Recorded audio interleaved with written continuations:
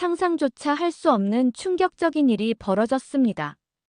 단 한 나라의 결단이 국경을 넘어 수십만 명의 청년들의 운명을 송두리째 바꿔놓은 것입니다. 누구도 주목하지 않았던 언어가 불과 10년 만에 초원과 도시를 휩쓸며 새로운 역사의 심장으로 뛰기 시작했습니다. 교실의 작은 속삭임은 세대를 흔드는 외침이 되었고, 이제는 국가의 운명을 결정짓는 힘으로 자리 잡았습니다.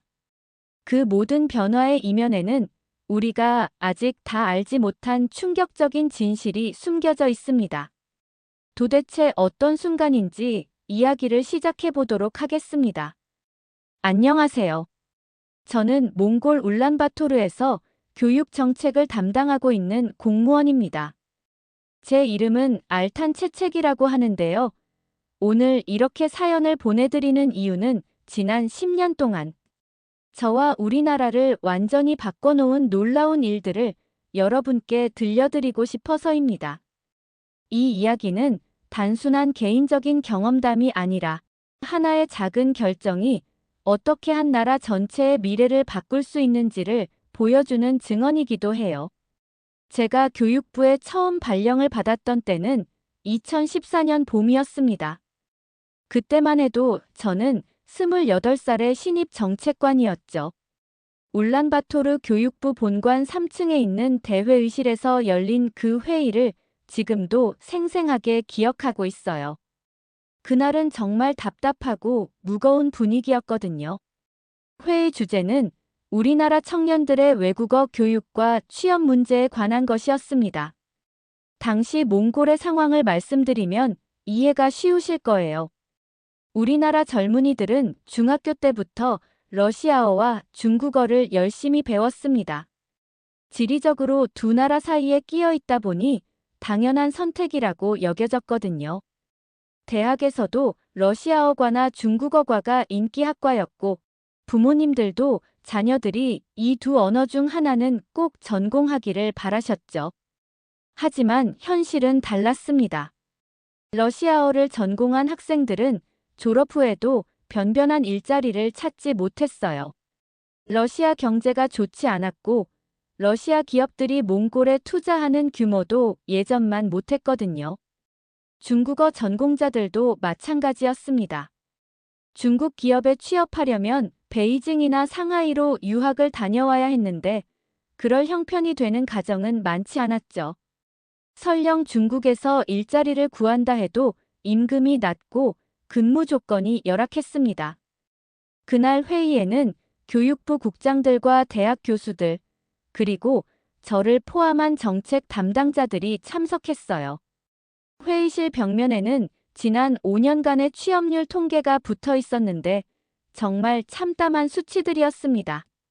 러시아어 전공자 취업률은 30%에도 못 미쳤고 중국어 전공자들도 40% 정도였거든요. 바트볼드 국장님이 무거운 목소리로 말씀하셨어요. 이렇게 계속 가다가는 우리 청년들의 미래가 정말 어둡습니다.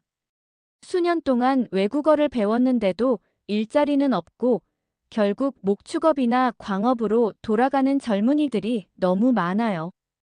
오윤바야르 교수님도 한숨을 쉬며 덧붙이셨죠.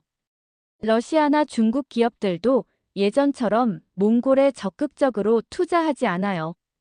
오히려 자국 인력을 파견해서 중요한 업무를 맡기는 경우가 더 많습니다.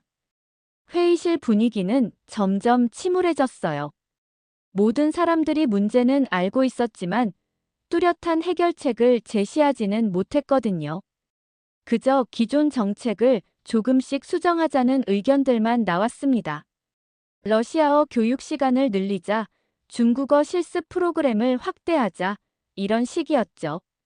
저는 그때까지 조용히 듣고만 있었어요. 신입이라 함부로 발언하기가 조심스러웠거든요.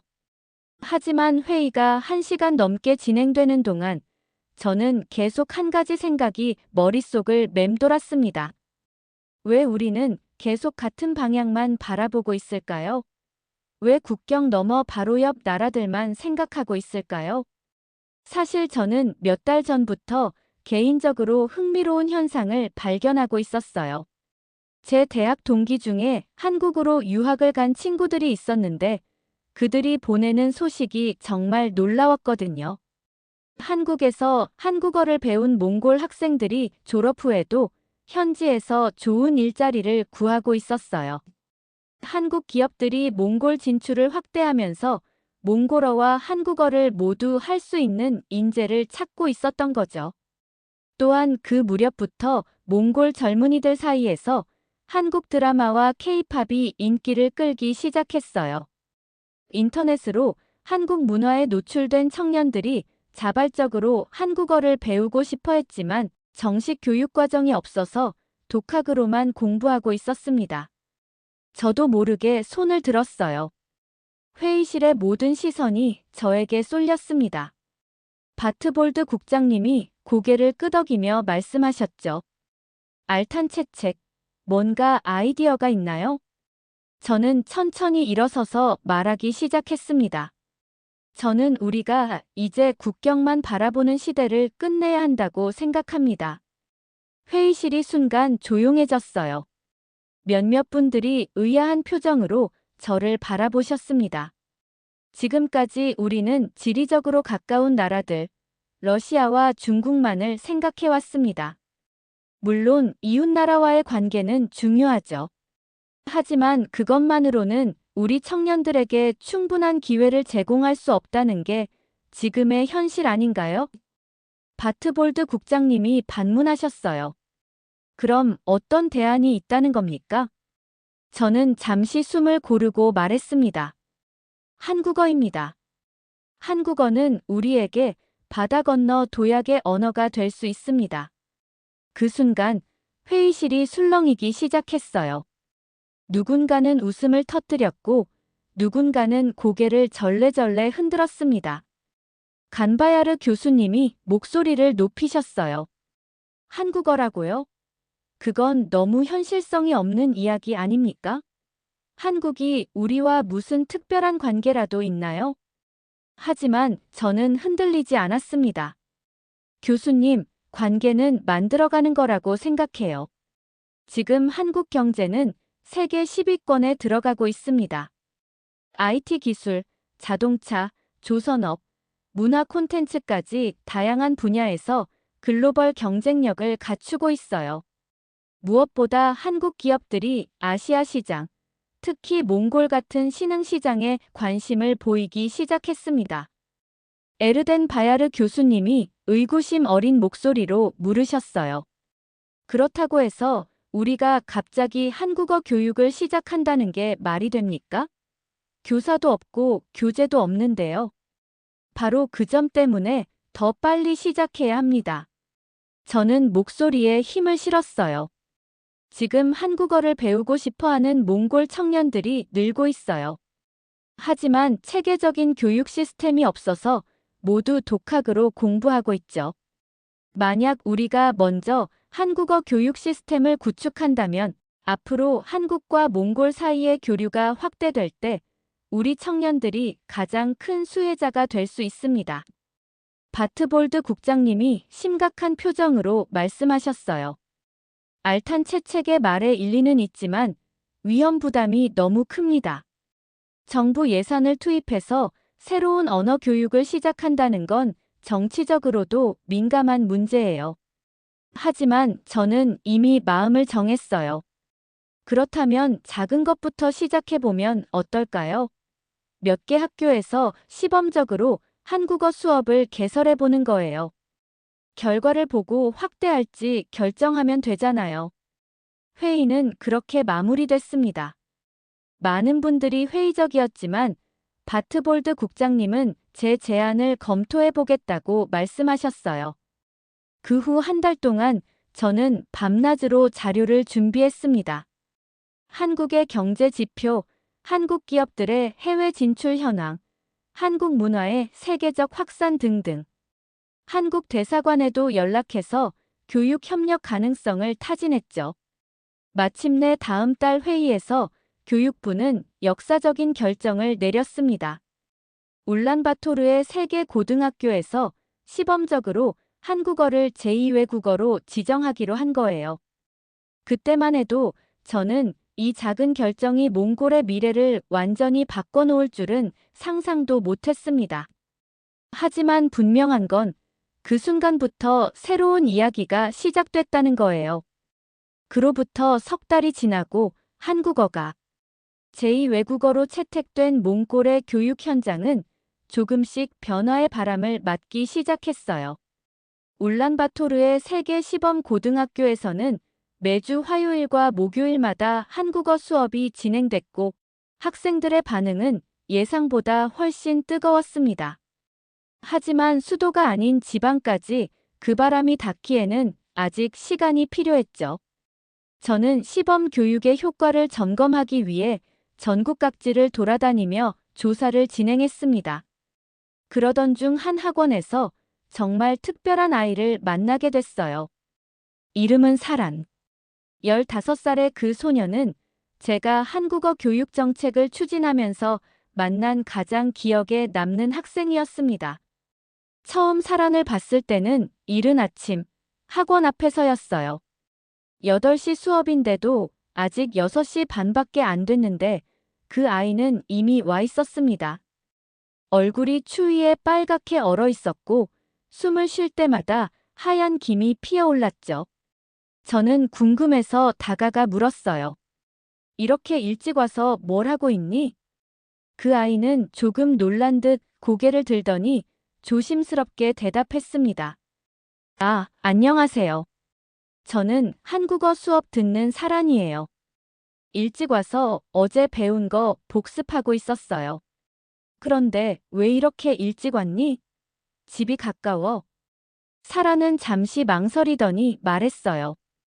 아니요, 집은 좀 멀어요. 버스가 없어서 걸어왔거든요. 그 말을 듣고 저는 깜짝 놀랐습니다. 그 학원은 시내 중심가에 있었는데 도보로 올 수 있는 거리에 사는 학생은 거의 없었거든요. 더 자세히 물어보니 사라는 매일 왕복 20km가 넘는 길을 걸어서 학원에 다니고 있었어요. 고비 사막 가장자리의 작은 마을에서 도시까지 새벽 4시 반에 집을 나와 11시가 넘어서야 집에 도착하는 여정을 매일 반복하고 있었던 거죠. 그런데 왜 그렇게까지 해서 한국어를 배우려고 하니? 저의 질문에 사라는 잠시 침묵했습니다. 그리고 조용히 말했어요. 한국어를 배우지 않으면 제게는 다른 기회가 없을 것 같아요. 그 순간 저는 가슴이 먹먹해졌습니다. 겨우 15살의 아이가 이토록 절실한 마음으로 공부하고 있다는 게 믿기지 않았어요. 더 놀라운 건 그 학원비와 교재비를 어떻게 마련했느냐는 제 질문에 대한 답이었습니다. 저희 집에 젖소 한 마리가 있었어요. 아버지가 돌아가신 후로는 그 소가 저희 가족의 유일한 재산이었죠. 그 소에서 나오는 우유를 팔아서 생활비를 벌었거든요. 그런데 제가 엄마 몰래 그 소를 팔았어요. 사란의 목소리는 점점 작아졌습니다. 한국어 교재값과 학원비가 필요했어요. 엄마는 제가 공부하는 걸 반대하셨거든요. 여자가 그런 걸 배워서 뭐 하냐, 시집이나 잘 가라고 하셨어요. 그래서 엄마에게는 소를 도둑 맞았다고 거짓말했어요. 저는 말문이 막혔습니다. 가족의 마지막 생계 수단을 포기하면서까지 배움의 길을 선택한 그 아이의 용기와 간절함 앞에서 저는 한참 동안 아무 말도 할 수 없었어요. 지금도 엄마는 모르세요. 언젠가는 말씀드려야겠지만 아직은 용기가 안 나요. 사란이 다니는 그 학원에는 한국에서 파견 온 교사가 한 분 계셨습니다. 이름은 박현수 선생님. 서울에서 중학교 국어 교사로 근무하시다가 몽골과의 교육 교류 프로그램을 통해 자원에서 오신 분이었어요. 처음에는 1년 계약이었는데 몽골 아이들의 열정에 감동받아서 계약을 연장하셨다고 했습니다. 박현수 선생님은 사란이 매일 새벽같이 와서 맨 앞자리에 앉아 있는 걸 보고 궁금해하셨대요.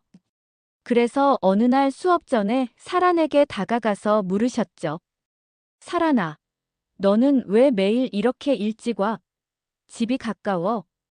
아니요, 멀어요. 걸어서 2시간 반 정도 걸려요. 그럼 왜 이렇게 일찍 오니? 수업 시간에 맞춰 와도 되는데. 사라는 잠시 망설이더니 솔직하게 말했어요. 늦을까봐 무서워요. 길이 험해서 중간에 넘어지거나 길을 잃으면 지각할 수도 있거든요. 그리고 일찍 와서 복습하면 수업을 더 잘 이해할 수 있어요. 박현수 선생님은 그 말을 듣고 마음이 아팠다고 하셨어요. 그날 이후로 선생님은 사란을 특별히 신경 써서 돌봐주셨습니다. 때로는 자신의 숙소에서 하룻밤 재워주기도 하고 중고 자전거를 구해서 사란이 조금이라도 편하게 다닐 수 있도록 도와주셨죠. 어느 날 박현수 선생님이 수업 중에 이런 말씀을 하셨어요. 여러분이 지금 배우고 있는 한글, 이건 단순한 문자가 아닙니다. 여러분이 쓰는 기억, 니은, 디귿 하나하나가 여러분의 미래를 만들어가는 씨앗이에요. 사란아, 너가 쓰는 한글은 단순한 글자가 아니라 너의 미래란다. 그 말을 들은 사라는 눈물을 글썽였어요. 수업이 끝난 후 사라는 선생님께 다가가서 말했습니다. 선생님, 그 말씀 종이에 적어서 집에 가져가도 될까요? 집 벽에 붙여두고 싶어요. 물론이지. 힘들 때마다 그 말씀을 보면서 힘을 내고 싶거든요. 박현수 선생님은 그 말을 예쁜 글씨로 적어서 사란에게 주셨어요. 그리고 그날부터 사란의 작은 방 벽에는 너가 쓰는 한글은 단순한 글자가 아니라 너의 미래다라는 문장이 붙어 있었습니다. 사란의 한국어 실력은 놀라운 속도로 늘었어요. 처음에는 기역, 니은, 디귿도 제대로 못 썼던 아이가 석 달 만에 간단한 대화를 할 수 있게 됐고 6개월 후에는 한국 드라마를 자막 없이 이해할 수 있을 정도가 됐습니다. 박현수 선생님은 사란의 실력 향상에 깜짝 놀라셨어요. 사란이는 정말 특별한 아이야. 이렇게 빨리 느는 학생은 한국에서도 보기 드물어. 하지만 사란에게는 더 큰 목표가 있었어요. 그해 말에 울란바토르에서 열리는 전국 청소년 한국어 경시대회에 참가하고 싶어 했거든요. 지역 예선을 통과해야 본선에 진출할 수 있었는데 사라는 매일 밤 12시까지 한국어 공부에 매달렸습니다. 어느 날 박현수 선생님이 사란에게 물으셨어요. 사란아, 너는 왜 그렇게까지 한국어를 열심히 배우려고 하니? 다른 친구들보다 훨씬 더 간절해 보여. 사라는 잠시 망설이더니 천천히 말하기 시작했어요. 선생님, 저희 아버지가 살아계실 때 한국에서 일하신 적이 있어요. 건설 현장에서 일하셨는데 겨울마다 집에 오실 때 한국에서 산 전기장판이나 라면 같은 걸 가져오셨어요. 그때 아버지가 저에게 말씀하셨어요. 사란아, 한국은 우리보다 더 가난했던 나라였는데 지금은 우리보다 훨씬 잘 살게 됐다. 너도 한국어를 배워서 더 넓은 세상을 보거라. 그 말씀이 계속 제 마음에 남아 있어요. 박현수 선생님은 그 이야기를 듣고 가슴이 뭉클했다고 하셨어요. 그럼 한국어 공부는 아버지와의 약속이구나. 네, 그래서 절대 포기할 수 없어요. 아버지가 하늘에서 보고 계실 텐데 중간에 그만둘 수는 없잖아요. 지역 예선날, 사라는 낡은 교복에 손으로 꿰맨 신발을 신고 경연장에 나타났어요. 다른 참가자들은 대부분 울란바토르 출신이라 말끔한 차림새였는데 사람만 유독 소박해 보였죠. 하지만 발표가 시작되자 모든 게 달라졌습니다. 안녕하세요. 저는 다르항올 마을에서 온 사란입니다. 오늘 이 자리에서 제가 왜 한국어를 배우게 됐는지, 그리고 한국어가 제게 어떤 의미인지 말씀드리고 싶습니다. 사란의 한국어는 또박또박했고 발음도 정확했어요. 무엇보다 그 아이의 진정성이 청중들의 마음을 움직였습니다. 저는 가족의 마지막 젖소를 팔아서 한국어를 배우기 시작했습니다. 많은 분들이 무모한 선택이라고 하실지도 모르겠어요. 하지만 저에게 한국어는 단순한 외국어가 아닙니다. 한글은 제가 꿈꾸는 미래로 가는 다리예요. 고비 사막의 작은 마을에서도 꿈은 자랄 수 있다는 걸 보여드리고 싶습니다. 발표가 끝나자 경연장은 조용했어요. 그리고 몇 초 후 누군가가 박수를 치기 시작했고 곧 모든 청중이 일어서서 박수를 보냈습니다. 심사위원들도 감동한 표정이었어요. 결과 발표에서 사라는 당당히 1등을 차지했습니다. 상금과 함께 울란바토르 전국대회 진출권, 그리고 한국 단기 연수 기회까지 얻게 됐죠. 시상식에서 사라는 이렇게 말했어요. 이 상은 제 혼자 힘으로 받은 게 아닙니다. 저를 가르쳐 주신 박현수 선생님, 그리고 저를 위해 희생된 우리 집 젖소에게도 감사합니다. 그 말에 청중석에서 웃음과 눈물이 동시에 터져 나왔어요. 박현수 선생님도 객석에서 눈물을 훔치고 계셨죠. 그날 밤 사라는 마을로 돌아가서 처음으로 어머니에게 모든 걸 고백했어요. 젖소를 판 일, 한국어 공부한 일, 그리고 상을 받은 일까지. 어머니는 처음엔 화를 내셨지만 딸의 상장을 보고는 눈물을 흘리며 말씀하셨다고 해요. 우리 사란이가 이렇게 큰 일을 해냈구나. 그 순간부터 사란의 새로운 여행이 시작됐습니다. 한국어라는 작은 씨앗이 고비 사막의 딸에게 날개를 달아준 거였어요. 하지만 진짜 놀라운 일은 그 후에 일어났습니다. 사람들은 종종 말하곤 해요. 시간이 지나면 열정도 바래진다고요. 하지만 저는 그 말이 틀렸다는 걸 누군가가 분명히 증명해냈다고 자신 있게 말할 수 있습니다. 사란이 서울 연수를 마치고 다시 울란바토르로 돌아온 건 그 다음에 겨울이 막 시작되던 시기였어요. 그 작은 체구에 가득 찬 자신감, 한국어로 자연스럽게 이어지는 문장들, 그리고 무엇보다도 사막에서의 그리움이 담긴 깊은 눈빛. 그 모든 게 그녀를 단순한 학생이 아닌 한 사람의 미래 설계자로 만들어가고 있었죠. 그리고 10년의 시간이 흘렀습니다. 지금의 사라는 울란바토르 중심가에 위치한 IT 스타트업 노무룬 테크에서 프로젝트 매니저로 일하고 있어요. 겉보기에는 흔한 기업처럼 보일지도 모르겠지만 이 회사는 몽골 최초로 한국 투자 유치에 성공한 IT 기업으로 기록되고 있습니다. 그 중심에 사란이 있었죠. 당시 회사는 고도화된 AI 번역 솔루션을 개발 중이었고 그 기술을 현실화하기 위해선 막대한 자금과 신뢰할 만한 해외 파트너가 필요했어요. 수많은 나라의 투자사들과 논의가 오갔지만 언어의 장벽, 문화 차이, 그리고 정서적 거리감은 쉽게 넘을 수 없는 벽처럼 다가왔습니다. 그때 사라는 조용히 한국의 한 벤처 캐피털과의 회의 일정을 제안했어요. 제가 직접 통역과 프레젠테이션을 맡겠습니다. 사내 분위기는 조심스러웠죠. 몽골 내에서 한국어가 제2 외국어로 채택된 지는 10년이 지났지만 아직까지 비즈니스 현장에서 이를 자유롭게 다룰 수 있는 인재는 많지 않았거든요.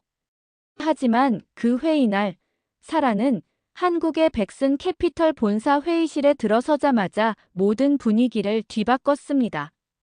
안녕하세요. 저는 사란이라고 합니다. 먼저 이 기회를 주셔서 진심으로 감사합니다. 그녀의 정확한 발음, 자신 있는 태도, 그리고 무엇보다 진심이 담긴 어조는 단숨에 상대방의 마음을 사로잡았어요.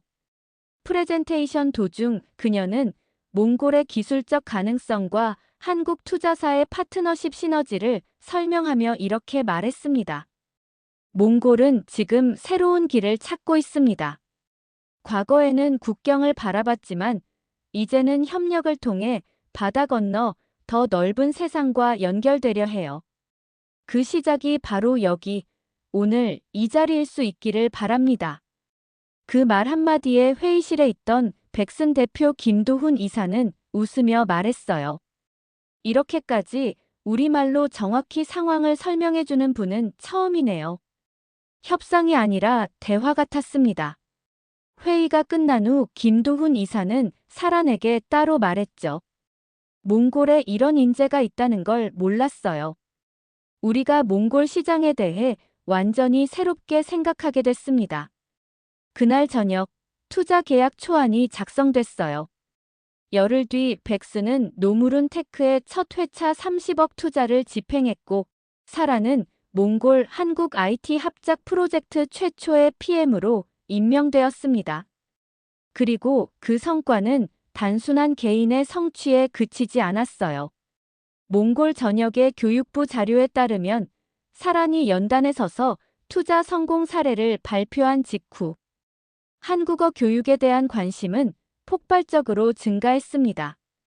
한국어가 몽골 사회에 미친 변화는 단순히 한 소녀의 성공담에 그치지 않았어요.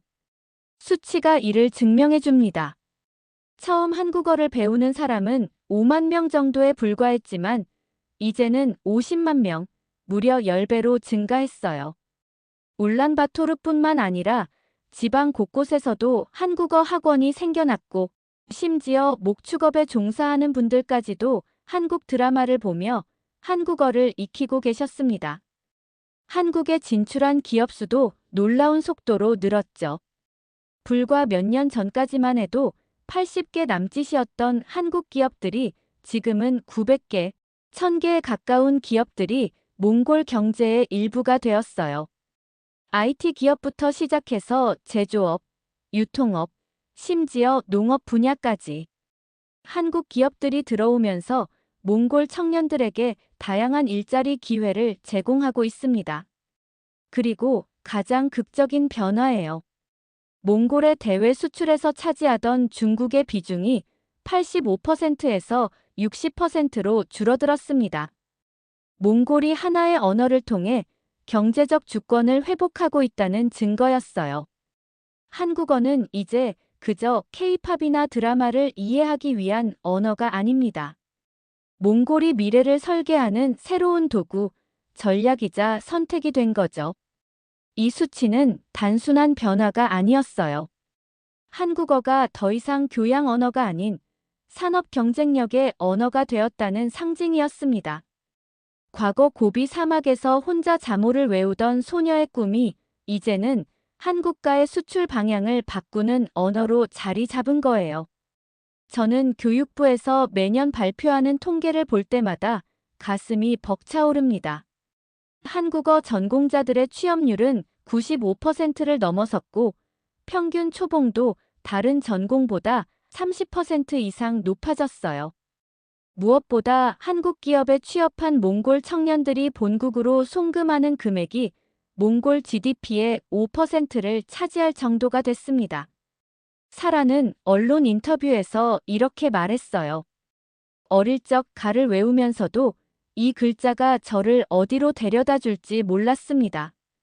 하지만 지금 생각해보면 저는 그 가라는 글자 하나로 이 자리에 와 있는 것 같아요. 한국어는 저의 인생 지도였습니다. 그녀의 말을 들으며 저는 10년 전 그 회의실에서의 순간을 떠올렸어요. 사람들이 비웃고 불가능하다고 했던 그 시절.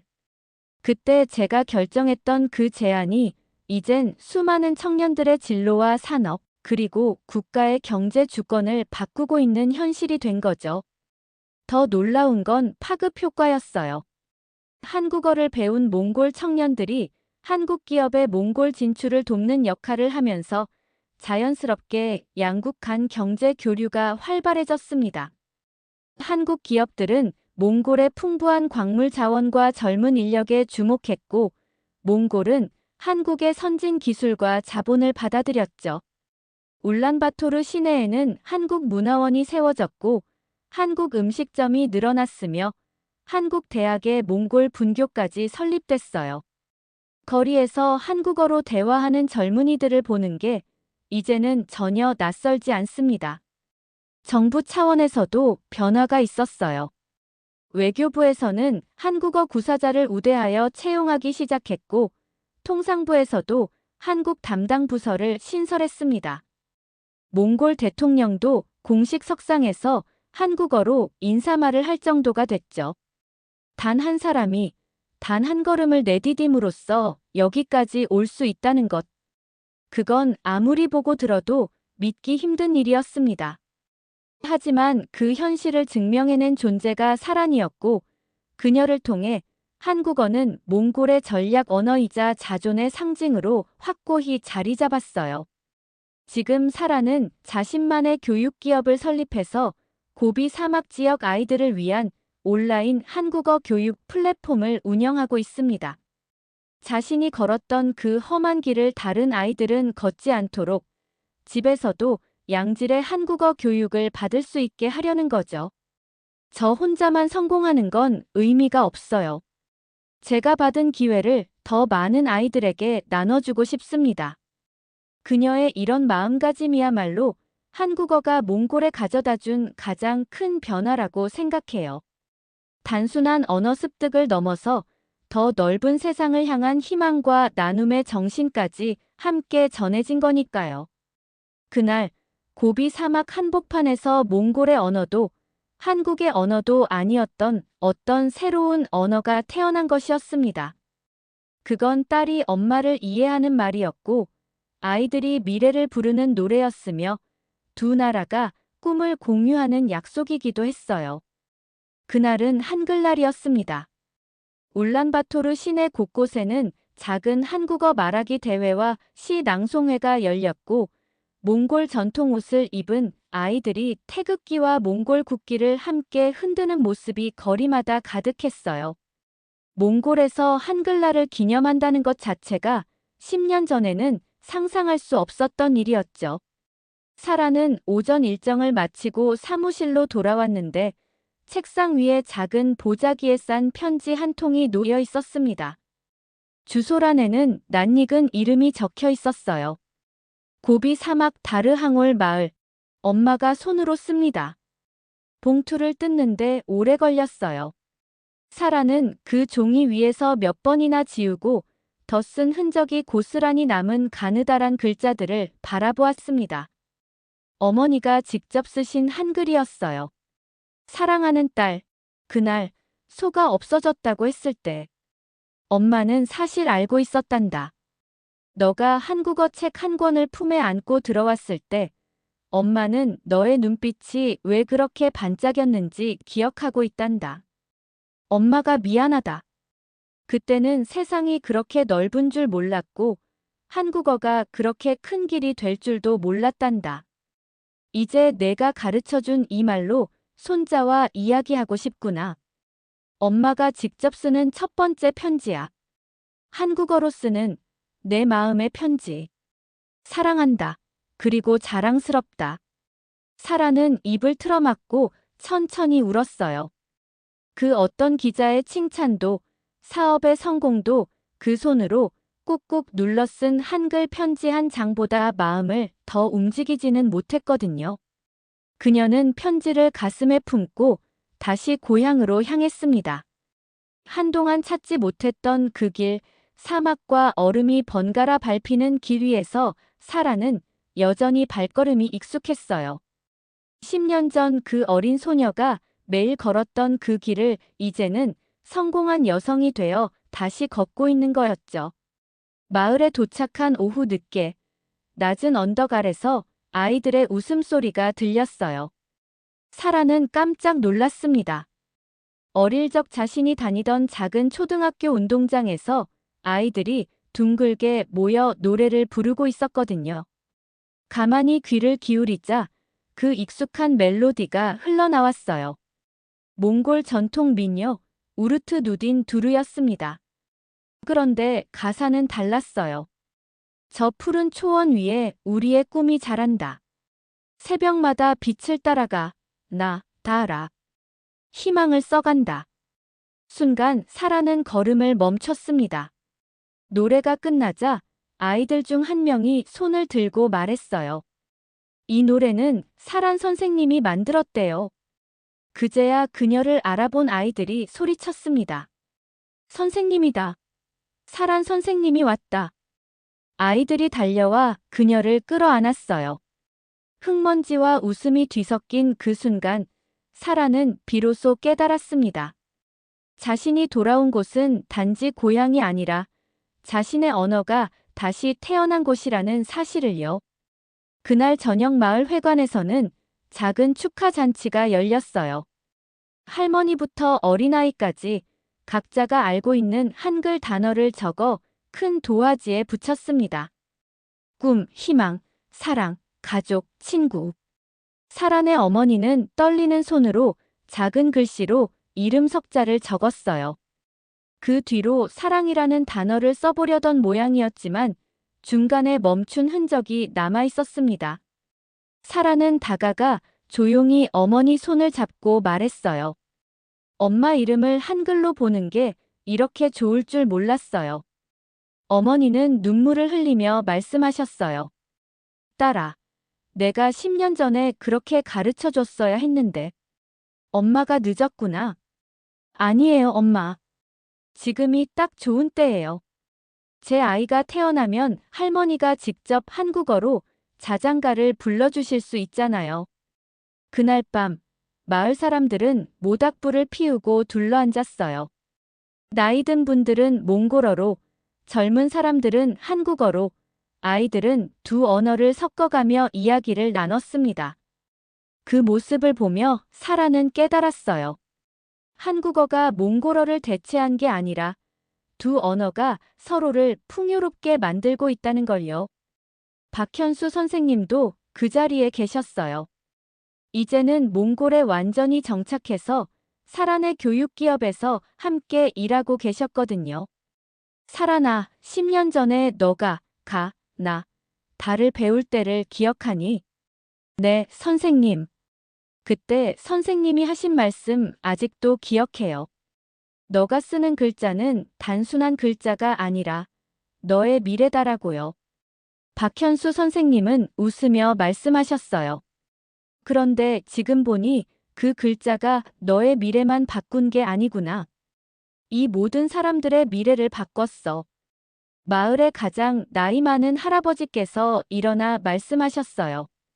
우리가 살면서 이렇게 신기한 일을 보게 될 줄 몰랐습니다. 우리 손자들이 몽골 노래에 한국말을 얹어 부르는 걸 보니 세상이 정말 많이 변했구나 싶어요. 그러자 한 아이가 손을 들고 말했어요. 할아버지, 저희는 몽골 사람이면서 동시에 한국어도 할 줄 아는 사람이에요. 그게 저희를 더 특별하게 만들어줘요. 사람들이 박수를 쳤어요. 그 순간 사라는 가슴이 벅차올랐습니다. 언어가 단순한 소통의 도구를 넘어서 정체성과 자부심, 그리고 미래에 대한 희망까지 주고 있다는 걸 실감했거든요. 잔치가 끝나고 집으로 돌아가는 길에 사란과 어머니는 함께 걸었어요. 어머니가 조용히 말씀하셨습니다. 딸아, 너가 젖소를 팔았을 때 엄마는 정말 화가 났었단다. 하지만 동시에 너가 그렇게까지 하고 싶은 게 있다는 것도 신기했어. 그때는 정말 무서웠어요, 엄마. 혹시 엄마가 알게 되면 어떡하나 싶어서. 이제는 괜찮다. 오히려 고맙다. 너가 그 용기를 냈기 때문에 우리 마을이 이렇게 변했으니까. 어머니는 잠시 멈춰서서 하늘을 올려다 보셨어요. 아버지가 하늘에서 보고 계실 거야. 딸이 이렇게 큰일을 해냈다는 걸. 그 순간 멀리서 아이들의 노랫소리가 다시 들려왔어요. 이번에는 한국 동요였는데 몽골 전통 악기 반주에 맞춰 부르고 있었습니다. 엄마, 들어보세요. 저 아이들 목소리요. 응, 참 예쁘구나. 우리가 어릴 때 부르던 노래랑은 다르지만 마음은 똑같은 것 같아. 그날 밤 사라는 일기장에 이렇게 적었어요. 오늘 저는 깨달았습니다. 한국어를 배운다는 것은 단순히 새로운 언어를 익히는 게 아니었어요. 그것은 새로운 가능성을 만나는 일이었고, 더 넓은 세상과 연결되는 일이었으며, 무엇보다 내 안의 용기를 발견하는 일이었습니다. 며칠 후 울란바토르로 돌아온 사라는 자신의 교육 플랫폼에 새로운 프로그램을 추가했어요. 마음으로 쓰는 한국어라는 제목의 온라인 강의였습니다. 문법이나 어휘보다는 한국어를 통해 자신의 감정과 꿈을 표현하는 방법을 가르치는 수업이었죠. 첫 번째 수업에서 사라는 이렇게 말했어요. 한국어는 여러분의 미래를 여는 열쇠입니다. 하지만 그보다 더 중요한 것은 한국어가 여러분 자신을 표현하는 새로운 방법이라는 거예요. 오늘부터 함께 배워봐요. 마음으로 쓰는 한국어를. 이제 몽골 전역에서 한국어는 더 이상 단순한 외국어가 아니었어요. 그것은 두 민족이 함께 부르는 희망의 언어였고, 사람과 사람을 이어주는 따뜻한 숨결이자 손으로 쓰고 마음으로 전하는 진심이었습니다. 어느 날 저녁, 울란바토르 시내 공원에서 한국어 동호회 모임이 있었어요. 다양한 연령대의 사람들이 모여 한국어로 대화하고 한국 문화를 나누는 시간이었죠. 그 자리에는 한국에서 온 사업가들, 몽골의 대학생들, 심지어 한국어를 배우고 싶어하는 할머니들까지 함께 있었어요. 한 할머니가 서툰 한국어로 말씀하셨어요. 저는 70살에 한국어 배웁니다. 손자가 한국 회사에서 일해요. 손자와 이야기하고 싶어서 배웁니다. 그 말을 들은 사람들이 모두 박수를 쳤어요. 언어에는 나이도 국경도 없다는 걸 보여주는 순간이었거든요. 그리고 저는 지금도 믿습니다. 그 어느 대단한 정책보다 사람 한 명의 믿음이, 한 아이의 눈물겨운 선택이, 한 어머니의 뒤늦은 편지가 이 세상을 바꾼다고요. 10년 전 그 회의실에서 한 젊은 정책관이 던진 작은 제안이 이렇게 큰 변화를 만들어냈듯이 앞으로도 누군가의 작은 용기가 또 다른 기적을 만들어낼 거라고 믿어요. 한국어는 이제 몽골에서 희망의 언어가 되었고, 그 희망은 계속해서 새로운 이야기들을 써나가고 있습니다. 오늘의 이야기가 마음에 울림을 주셨다면 좋아요와 구독으로 함께 해주세요. 당신의 작은 공유가 누군가의 인생을 바꾸는 큰 힘이 될 수 있습니다.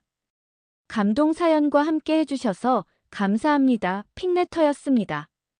언어는 단순한 말이 아니라 세상을 새롭게 여는 열쇠다. 진정한 변화는 거대한 힘이 아니라 한 사람의 결심에서 시작된다.